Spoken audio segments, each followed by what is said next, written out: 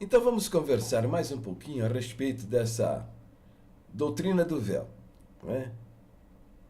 Eu creio que você já está entendendo que isso é um uso e costume e não é uma doutrina, não é verdade? Muito embora a palavra doutrina signifique ensino, né? Eu estou querendo fazer uma diferença entre o que é doutrina bíblica, entre o que é preceito, instruções, orientações, mandamentos, ensino, entendeu? Ordenança. Diferenciar isso tudo do que é doutrina. A doutrina bíblica tem forte fundamentação nas Escrituras. Elas estão expressas em várias partes e porções da Bíblia. E é um verso ou uma porção completando a outra. E vai formando a doutrina. Entendeu? Então as doutrinas bíblicas são coisas sérias. Elas não mudam com o lugar, com o tempo, com a cultura. Onde você queira levar a sua pregação. Entendeu? Já usos e costumes você pode abandonar. Porque são usos e costumes. E usos e costumes mudam. Mudam conforme o lugar, conforme a época, conforme a cultura. Né? Entendeu? Então veja, eu sei de uma história, não sei se é verdade ou não, porque evidentemente isso foi lá por volta de 1920, etc. Bom, mas por essa época as mulheres já usavam chapéus bonitos, né? Aqueles chapelões enormes, com plumas, tal, com fitas. Era uma coisa muito bonita. Né? Veja como é bonito esse chapéu feminino. Tá vendo aí? Você deve ter visto aí aquele filme que foi sucesso. O filme foi sucesso de bilheteria. O Titanic, né? Titanic. Logo no começo do filme você vai ver a artista principal, né? Ela bem vestida, né? Usando aqueles chapéus bem bonitos. Mais adiante você vai ver ela participando de um culto dentro do navio com aquele chapéu, né? Então veja, isso era o costume daquele tempo. As pessoas participarem do culto com o chapéu na cabeça. Ó, veja essa fotografia que eu vou mostrar aqui agora. Você vai ver o irmão Luiz Franciscon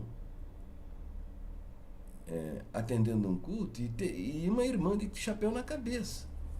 Por quê? Porque por esse tempo, por essa época, isso era normal. As mulheres não usarem o véu e ter o chapéu sobre a cabeça. Né? Aí a fotografia do irmão Franciscon e o culto lá onde a irmã está com a cabeça coberta. Então, tá vendo aí?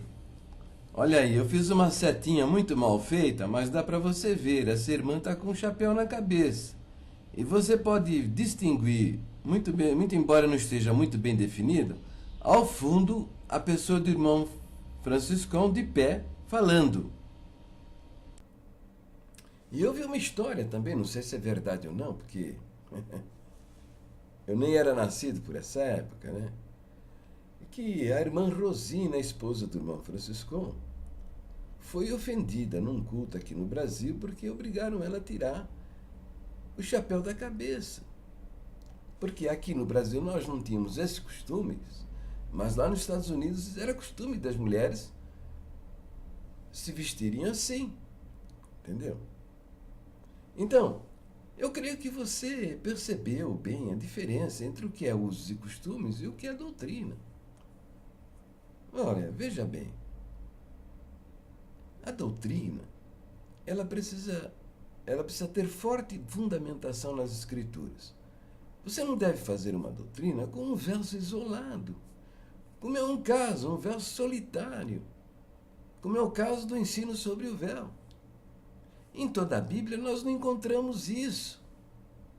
Se fosse assim realmente tão importante, isso estaria expresso em várias partes e porções das Escrituras.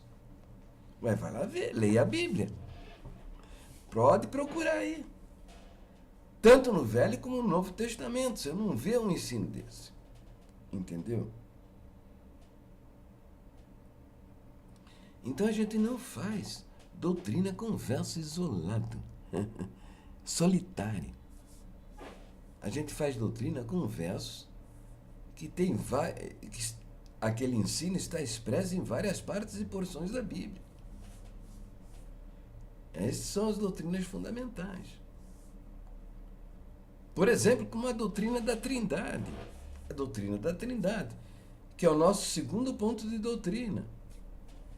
A maioria das pessoas pensa que a doutrina da Trindade tem fundamentação lá em Mateus 28, 19, onde está aí de ensinar as nações, fazei discípulos, batizando-os em nome do Pai, do Filho e do Espírito Santo. A maioria das pessoas pensa que a doutrina da Trindade se fundamenta apenas nesse verso. Mas não é isso, não. A doutrina da Trindade se fundamenta em centenas de versos. Tem uma tremenda fundamentação dentro das Escrituras. Chega a ser impressionante a maneira como a doutrina da Trindade se revela dentro das Escrituras Sagradas. Agora, a doutrina do véu, um versinho só,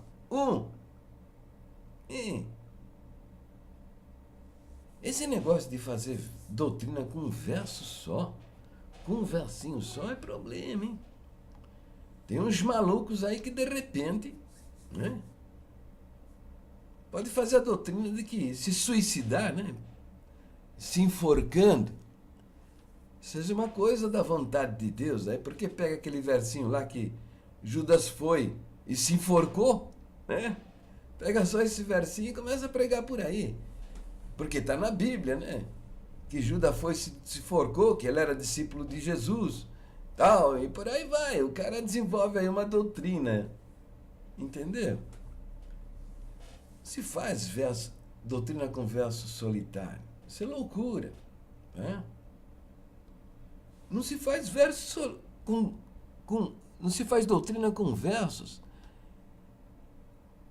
que se contraditórios, versos contraditórios. Porque você fazendo a leitura lá de Coríntios 11, você vai ver que tem um verso lá que manda a mulher que a mulher põe o véu, mas adiante está escrito lá que o cabelo foi dado em lugar do véu.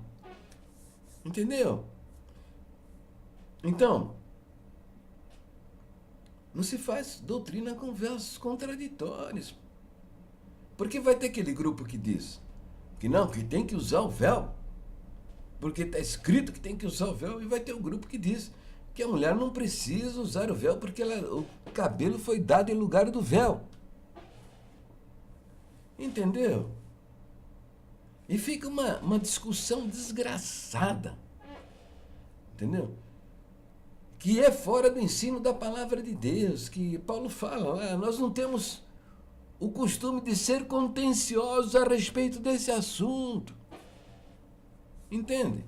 Eu não estou sendo contencioso. Aliás, deixa eu deixar bem claro aqui que eu não estou sendo contencioso a respeito do uso do véu.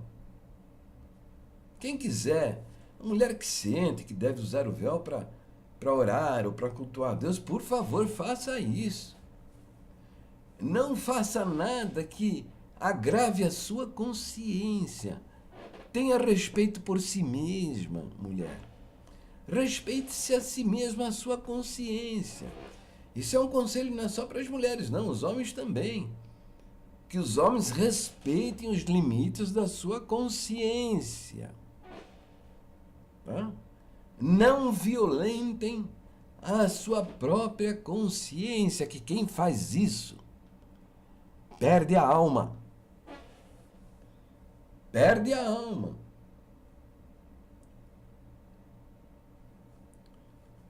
Então, o líder de alguma comunidade cristã que queira ter ensinar a prática do véu, sem problema. Só que não faça isso uma doutrina. Não faça disso uma doutrina. Entendeu? Não faça disso uma doutrina. Por quê?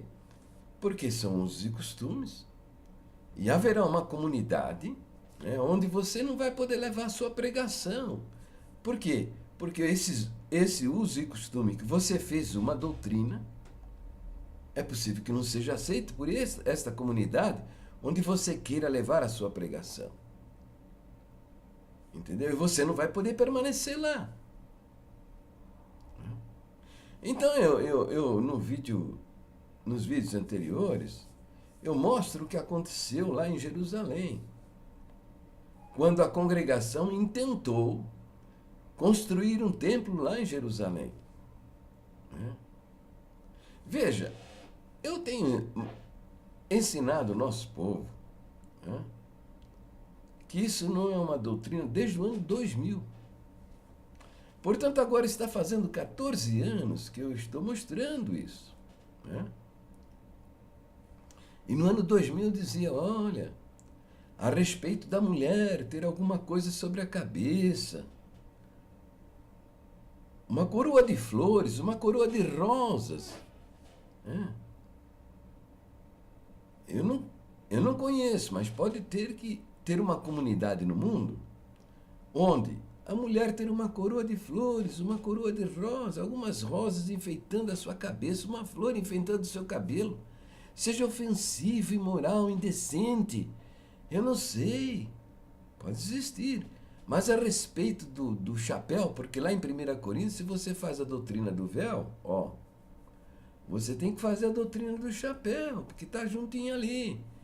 A mulher não deve cobrir a sua cabeça com o véu e o homem tem que ter a cabeça descoberta. Porque ele é a imagem da glória de Deus. Entendeu? E quando o homem tem a cabeça descoberta, ele desonra a sua própria cabeça, que é Cristo. Entendeu? Então, a respeito do uso do chapéu, que eu chamo de a doutrina do chapéu, a doutrina do véu e a doutrina do chapéu. Está passando os versos aí para que você veja. Esse verso que manda a mulher cobrir a cabeça com véu. Está vendo aí? Esse verso manda a mulher cobrir a cabeça com véu. E esse verso aqui manda o homem ter a cabeça descoberta. Olha aí. Está vendo? Então, eu dizia, a respeito da cabeça, do homem ter a cabeça coberta ou descoberta, eu conheço uma cultura que eles lá entendem que para o homem honrar a Deus tem que ter a cabeça coberta. Isso é milenar, hein? São judeus. E eu dizia no ano 2000, se um dia a congregação for lá para Jerusalém, para Israel, para Jerusalém, vai ter problema. Não vão poder, como fizeram aqui no Brasil, que expulsaram os judeus do templo, porque estavam com um chapéu. Ou o kippá, né? O kippá é um chapéuzinho assim, redondinho, que eles usam aqui, bem no alto da cabeça, né? Então, expulsaram, eu sei de um caso, né? Você pode pesquisar aí, pesquisa aí no Google, Saulo Charabe. Inclusive, você vai ver um testemunho dele. Tem fotografias. Eu conheci esse irmão pessoalmente, lá na Associação dos Membros da Congregação Cristã do Brasil. Eu conheci ele pessoalmente. Ele foi expulso do templo no bairro do Bonfim, lá em Curitiba, porque estava com a cabeça coberta. Bom, de fato ele não foi expulso. Lá o Furquim disse, vai sentar, porque aqui, senta, vai sentar. Porque aqui nós não permitimos a pessoa participar de um culto com a cabeça coberta. E eu acho que até ele saiu, eu não sei se ele permaneceu lá dentro ou saiu. Eu sei de um caso, pode ter ocorrido centenas. Porque eu vou explicar para vocês o porquê disso. Tá? Israel é um país que é uma nação que vive em permanente beligerância, em estado de guerra, desde a sua fundação. lá em 1947. Então, essa é a bandeira do Estado de Israel. É frequente atos de terrorismo dentro do território de Israel. Homens-bombas entram num ônibus, se explodem. Entram num restaurante, se explodem, matam dezenas de pessoas. Entendeu? Eu já mostrei nos vídeos anteriores estas cenas, essas fotografias desse tipo de destruição. Vocês estão vendo isso o tempo todo na televisão. Então Israel tem uma preocupação muito grande quanto à segurança do seu país. Né? E eles têm um serviço secreto que é um dos melhores do mundo, que é o Mossad. Então toda empresa, toda indústria que quer se estabelecer em Israel, igrejas que querem se estabelecer lá em Israel, eles têm preocupação. Por quê? Uma das maneiras de você introduzir agentes secretos dentro de uma nação é através de indústria. O cara vai como diretor da empresa, como engenheiro da empresa, como administrador da empresa. Na realidade, ele é um agente secreto a serviço de um país estrangeiro. Entendeu? Igreja, o cara vai como pastor, como diácono, ele vai como administrador, ele vai como ancião, entendeu? Como advogado da igreja, tá? Mas é um agente secreto.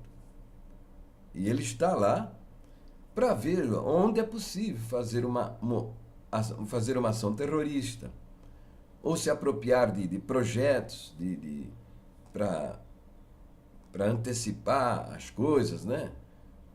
Por exemplo, aqui no Brasil, vocês viram agora recentemente que os Estados Unidos está espiando aí a correspondência até do presidente da República. Estava aí espionando a política da Petrobras, né? Eles estão em todas as grandes companhias aí, de olho, ó, querendo saber o que estamos fazendo, da maneira que nós estamos fazendo, para assim ganhar concorrência, e faturar em cima disso aí. Então, toda nação tem o seu serviço secreto e tem o serviço de contra-espionagem. Né? Quando a congregação iniciou os primeiros contatos, que no ano 2000 eu não sabia de nada disso, né? Mas eu dizia, né, que se a congregação fosse lá para Israel, teria problemas, né? Eu não sabia, mas no ano de 2003, 2004, a congregação iniciou os contatos com a administração lá de Jerusalém para construir um templo lá em Jerusalém. Ora, isso aí, de imediato, eles acionaram o serviço secreto do Mossad aqui no Brasil, que está cheio aqui de agentes. Não só de Israel, mas dos Estados Unidos, da França, da Alemanha, da Rússia.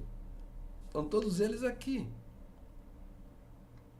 Estes homens foram acionados para saber quem é ali nossa liderança, né? O que pensa a nossa liderança, o que pretende a nossa liderança, qual é a nossa pregação. Qual é uma das maneiras? Uma das maneiras é participar de um culto.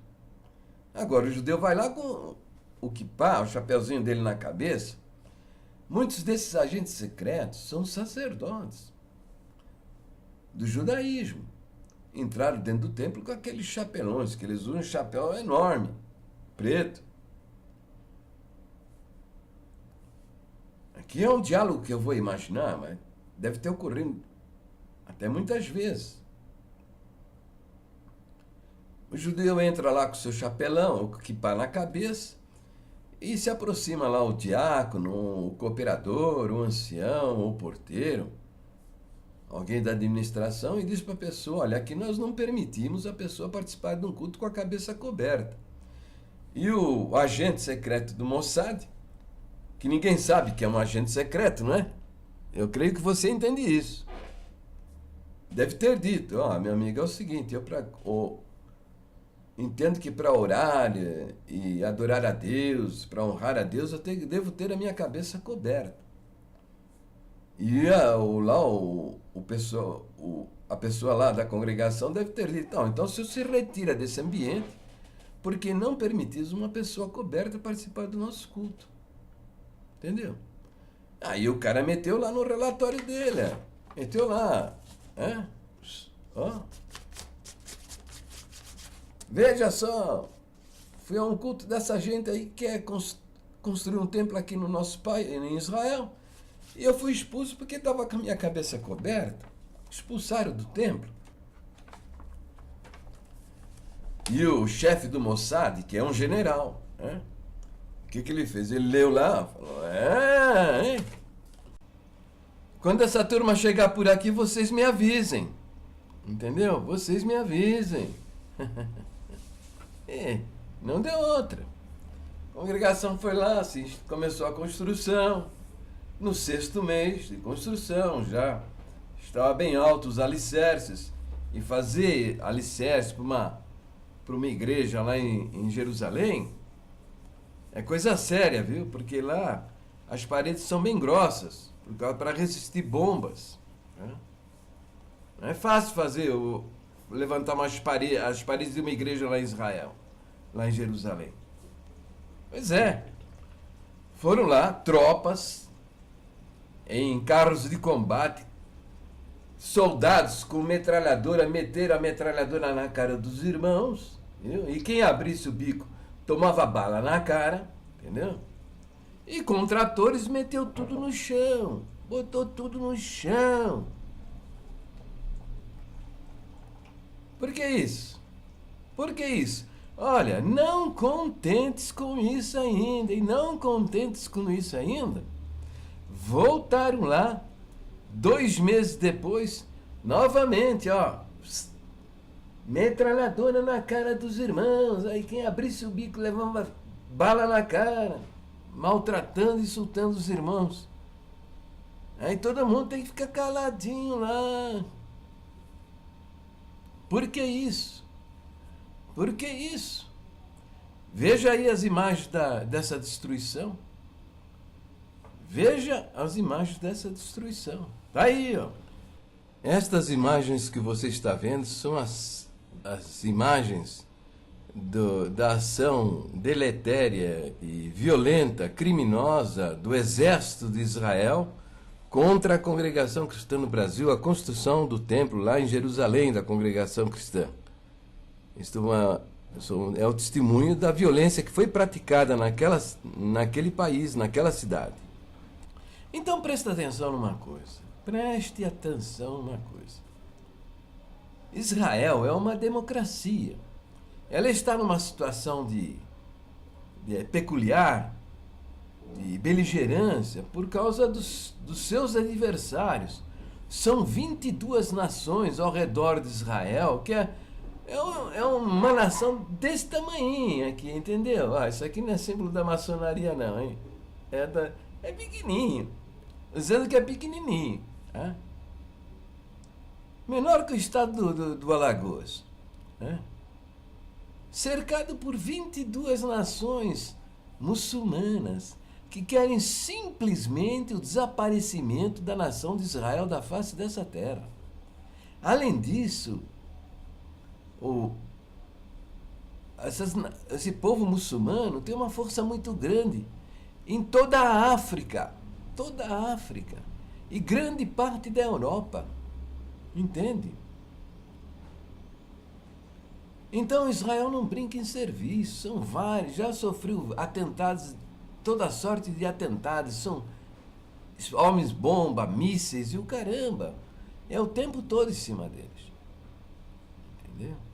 A maior preocupação do Estado de Israel é que esses cientistas que estavam na Rússia lá e têm domínio sobre a tecnologia da energia nuclear, coloque na mão deles aí uma bomba nuclear. É a preocupação que põe na mão desse povo aí, um artefato desses aí nuclear, e faz com Israel o que os Estados Unidos fez com Hiroshima e Nagasaki, lá no Japão, durante a Segunda Guerra Mundial.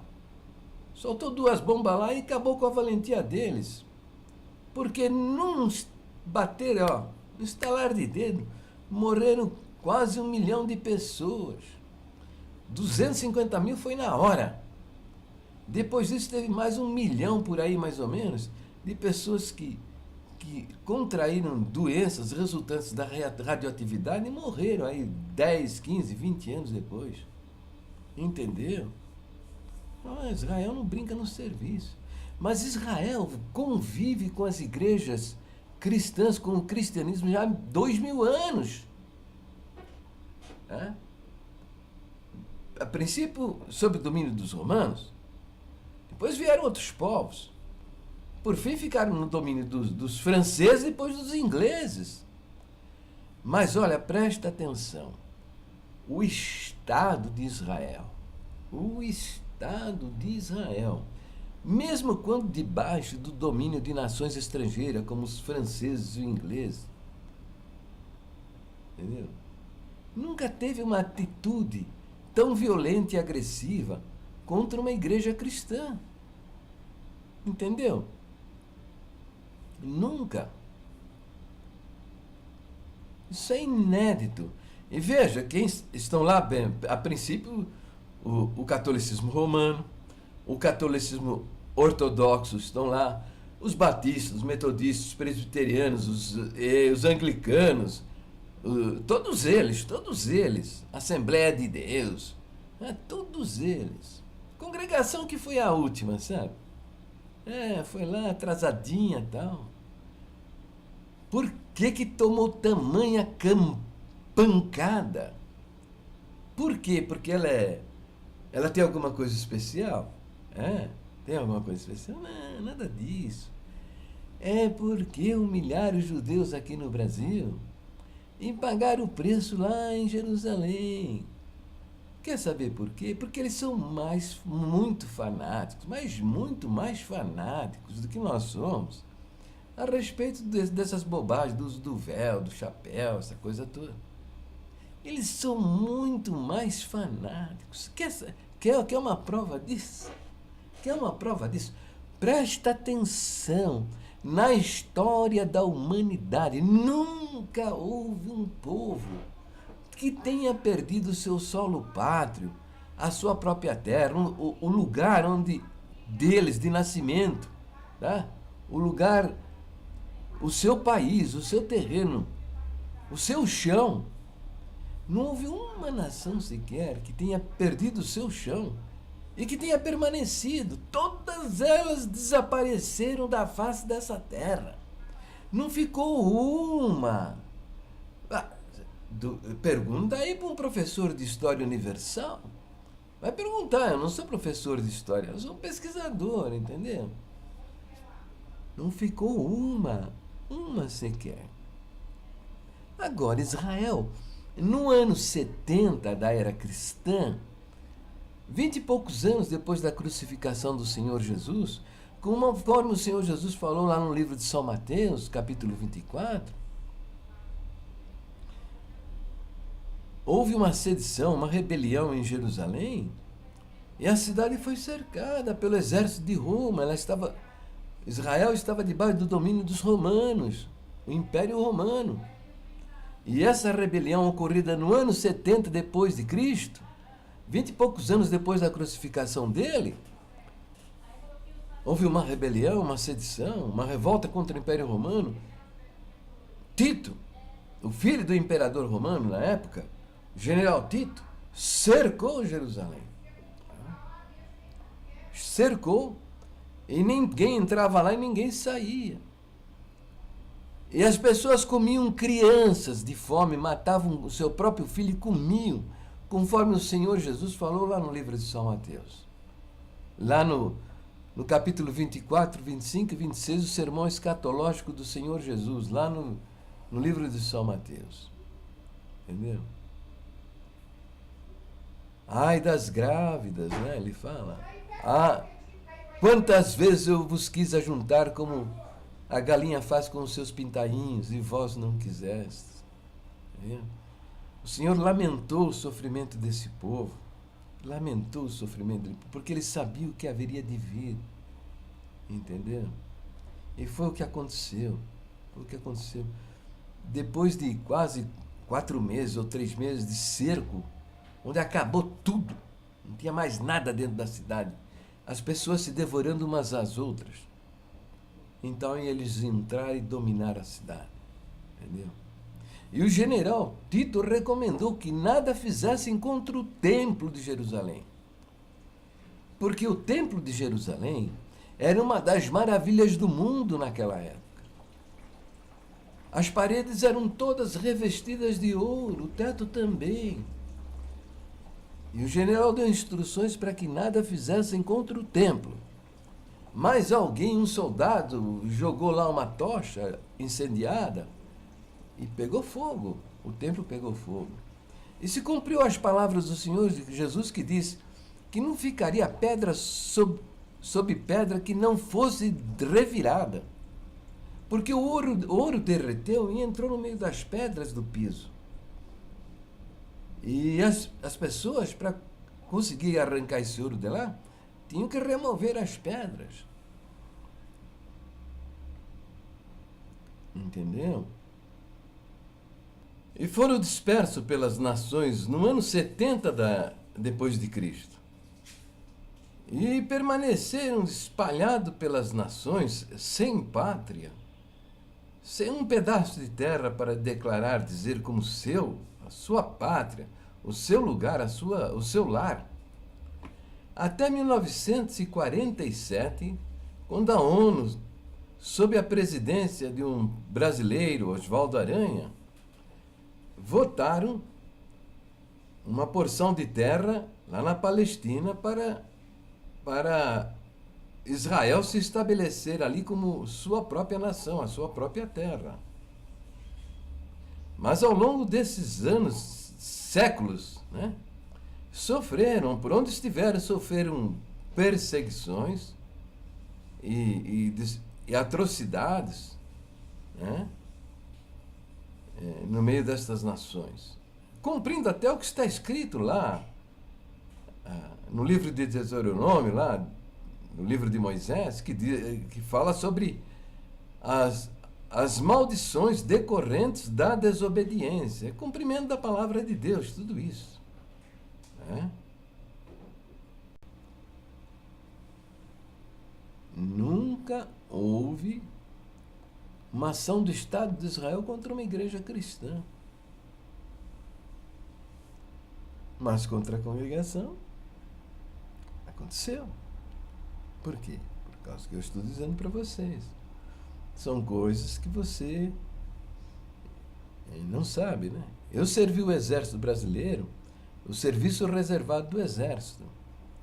Ah? Naquele tempo existia o SNI, e que era o tempo da ditadura. Entendeu? E eu vi como funcionam essas coisas. Ah? Então, foi isso aí. Foi isso aí que aconteceu. Entendeu? Então, lá em Israel, não é que nem aqui no Brasil, você se senta ao lado de uma pessoa e convida ela para ir assistir um culto, fala de Jesus Cristo. Lá você não pode falar de Jesus Cristo. Perigoso você tomar uma surra na rua. Tá? Porque eles têm ódio de Jesus Cristo, mas é um ódio muito grande. Não é por causa do Cristo histórico, esse que você lê no Novo Testamento. Não é por causa dele, não. Para os judeus, esse Cristo histórico que você lê no Novo Testamento, para eles é um falso Messias, um falso Cristo. Como eles tiveram muitos falsos Messias na história de Israel, teve muitos, dezenas. Jesus é mais um deles. Entendeu? Eles têm ódio do Cristo das igrejas, o cristianismo das igrejas. Por quê? Porque sim, eles foram perseguidos ao longo dos anos, dos séculos. Sempre houve, de tempos em tempos, massacre de judeus no meio das nações, na Espanha, na França, na Itália, na Inglaterra, em todos os lugares, aqui no Brasil também, Portugal, sempre tiveram, foram perseguidos. Mas a maior das perseguições foi perpetrada durante a Segunda Guerra Mundial, que mataram 6 milhões de judeus em fornos crematórios. Não pouparam os velhos nem as crianças. Uma brutalidade sem tamanho. Olha aí, veja essas imagens aí que eu estou mostrando agora. Veja isso aí. Estas fotos são fotos das atrocidades cometidas contra os judeus nos campos de concentração alemães lá durante a Segunda Guerra Mundial. A farta documentação desse período triste da história da humanidade, e se você pesquisar, você vai ficar profundamente horrorizado com o que você vai ver. E estas coisas cometidas pelos alemães durante a Segunda Guerra Mundial, estes homens, estas mulheres que faziam isso, à noite eles iam no templo cantar aquele hino, nós conhecemos, está no nosso cenário, composto por Martinho Lutero. Diz lá, o hino que diz assim, ó: Castelo forte é nosso Deus, espada e bom escudo. Conhece? Então, não há uma família em Israel que não tenha perdido um ente querido, ou que não seja bem próximo de uma família que tenha perdido um ente querido durante as atrocidades cometidas na Segunda Guerra Mundial. Então, o judeu ortodoxo, ele tem ódio do Cristo, das igrejas. Tá entendendo? Por isso que a congregação tomou essa cacetada lá. Porque com esse fanatismo religioso, deu de encontro com o fanatismo deles. E foi esse fanatismo que preservou essa nação ao longo dos séculos. São 2000 anos. E eles não desapareceram. A única nação que passou 1900 anos sem ter um lugar para chamar de seu, sua terra, sua pátria, e permaneceu. Por quê? Por causa da sua cultura, por causa da sua tradição, por causa da sua religião. Entendeu? Agora a congregação se mete a besta lá, tá? Não respeita a cultura deles e vai para lá querer fazer o que lá? Foi para lá, foi em 2005 que fizeram a abertura de uma tenda. Em 2008 enrolaram a tenda, guardaram no almoxerifado e voltaram para o Brasil. Entendeu? Mas isso é uma idiotice. Né? Não precisava passar. Agora eu vou mostrar, você vai fazer a diferença entre o que é doutrina, tá? Que não muda, é para todos os tempos, todas as épocas, todos os lugares, e o que é usos e costumes, que é essa tal da doutrina do véu, usos e costumes. Entendeu? Vou mostrar isso para você por quê. Aqui no Brasil expulsaram os judeus dentro do templo por causa do quipá. Mas olha, veja bem, no dia da abertura da tenda, foi lá o vice-prefeito da prefeitura de Jerusalém.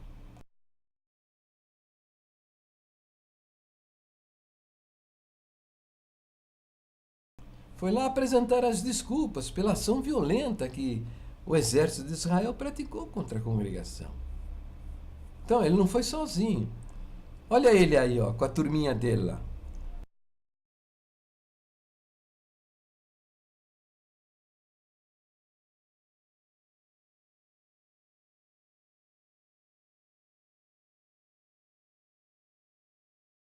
Eu não sei se tinha 4 pessoas acompanhando ele, ou 6, eu não sei.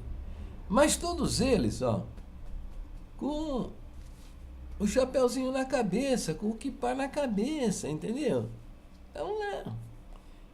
Porque eu sei que eles estavam com o quipá na cabeça, porque é o seguinte, na história de Jerusalém, o único prefeito eleito que pertencia ao partido da Torá, Torá é a Bíblia dos judeus, tá? Portanto, é um partido de judeus religiosos. Foi Uri, o sobrenome é meio complicado de falar. Uri Lupoliansky, judeu ortodoxo, olha ele aí com o kippazinho, o kippá na cabeça, conversando com outro judeu. Ele foi prefeito de 2005 a 2008, entendeu? Então, ele mandou um representante dele que é da turma dele, né? Pessoal tudo do partido da Torá, todo mundo judeu religioso. Esse aí é o Nir Barkat, que foi nessa reunião aí. Olha ele aí, tá vendo? Olha ele aí. Esse daí, tá vendo? Esse é o Nir Barkat, vice-prefeito de Jerusalém. Ah, quer ver como ele é um judeu religioso e usa o kippá? Olha ele aí conversando com judeus religiosos. Tá vendo ele aí? Olha o Nir Barkat conversando com outros judeus religiosos. E o Nir Barkat, note, ele está com um chapeuzinho, o kippá na cabeça. Então, aqui no Brasil expulsaram os judeus de dentro do templo, porque estavam com o kippá na cabeça. Por que não fizeram isso lá em Jerusalém? Doutrina a gente preserva, mas usos e costumes, se a gente não pode praticar, a gente abandona. Entendeu? Não tem problema nenhum. Não é uma ofensa a Deus. Já você prevaricar numa doutrina, isso ofende a Deus. Numa doutrina. Agora, usos e costumes, não. Porque usos e costumes mudam com o tempo, com o lugar, com a cultura. Mas ainda, o Nir Barkat assumiu a tribuna no meio do culto para falar com os irmãos. Com o kippazinho na cabeça. Entendeu? Por que permitiram isso? Por que permitiram? Bom, primeiro porque, eles viram lá, hein? Metralhadora na cara o tempo todo. Quem abrisse o bico tomava bala na cara, né? Eles viram isso. Mas não foi por covardia, não. Olha o ancião sentadinho aí tá vendo? Sentadinho escutando o Nir Barkat falar, tá vendo? Olha ele aí na tribuna com o chapeuzinho na cabeça. Tá quietinho aí. Porque ele foi covarde? Não, não foi covarde. Ele agiu com a guia de Deus. Porque para Deus não tem problema nenhum esse negócio de chapéu, sem chapéu, não tem nada. Isso é bobagem. É usos e costumes. Não dá para praticar, então fica quieto. Entendeu? O ancião tá aí quietinho, Tá vendo? Ele tá atrás desse irmão aí, Tá vendo esse irmão de paletó preto e gravata? Ele tá logo atrás, sentadinho de paletó claro. Quietinho, escutando. Entendeu? Entendeu por que isso aí é uso e costume? Eu vou dar mais um exemplo. Suponha que o Nir Barkat abrisse sua boca para condenar, falar contra a Bíblia. Dizer, não, olha, vocês estão acreditando na Bíblia, mas a Bíblia não é a palavra de Deus, esse negócio é mentira, a Bíblia não tem inspiração divina, é um livro maluco, entendeu? Me diz uma coisa, o que você acha que aconteceria nesse culto? O que você acha?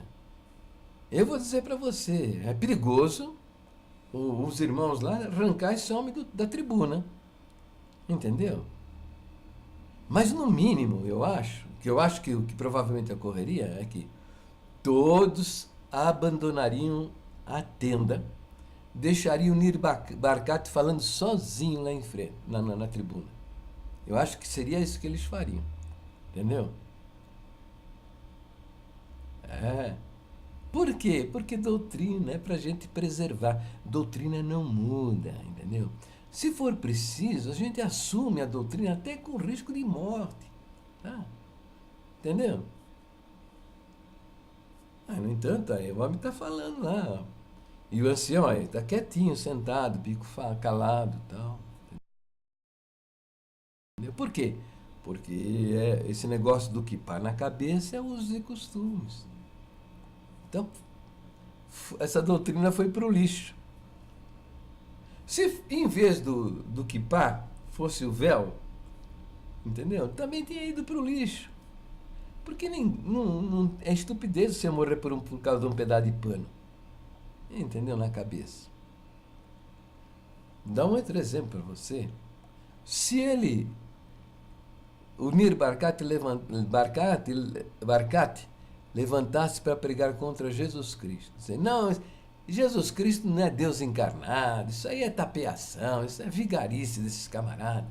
Jesus Cristo é um falso profeta, um falso Messias. Como nós tivemos centenas aqui em Israel, ele é mais um, entendeu? Não tem nada de Deus na vida dele. É um cara que morreu, e foi bom que ele morreu mesmo, para não perturbar mais a gente aqui, entendeu? Você acha que aconteceria se ele abrisse a boca para falar isso? Falar contra o nosso terceiro ponto de doutrina? Hein? O que você acha que aconteceria? Eu vou dizer para poderia os irmãos se atirar contra ele, arrancar ele da tribuna, botar ele a pontapé fora do tabernáculo. Entendeu? Eu acho um bocado difícil, mas com toda certeza, todos, sem exceção, sairiam da tenda e iam embora, deixava ele falando sozinho lá. No entanto, olha o anciãozinho sentado aí, tá vendo, caladinho. Ficou escutando o homem falar com chiquipá na cabeça, porque ele é um covarde. Tenho certeza que se esse irmão estivesse na situação entre escolher o Senhor Jesus para a vida dele ou tomar um tiro na cabeça, ele ia escolher tomar um tiro na cabeça. Ele não é covarde, ele agiu bem acertado com a vontade de Deus. Por quê? Essa história de doutrina do chapéu não é doutrina. A doutrina a gente sustenta mesmo com o risco da própria vida. Agora, usos e costumes. Então é isso, meu filho. Não tem nada a ver com doutrina. Doutrina é uma coisa, são os nossos pontos de doutrina, são doutrinas fundamentais das escrituras. Agora o resto, esses homens aí inventam demais, sabe? Eles ficam inventando coisa, mandando fazer é uma lista de tanta coisa aí, ó. Não pode usar barbiche, não pode ter bigode que enrola nas pontas, não pode ter cabelo amarrado atrás, não pode usar camiseta regata, não pode usar bermuda, as mulheres não pode usar uma blusa sem manga, não pode cortar as pontas do cabelo.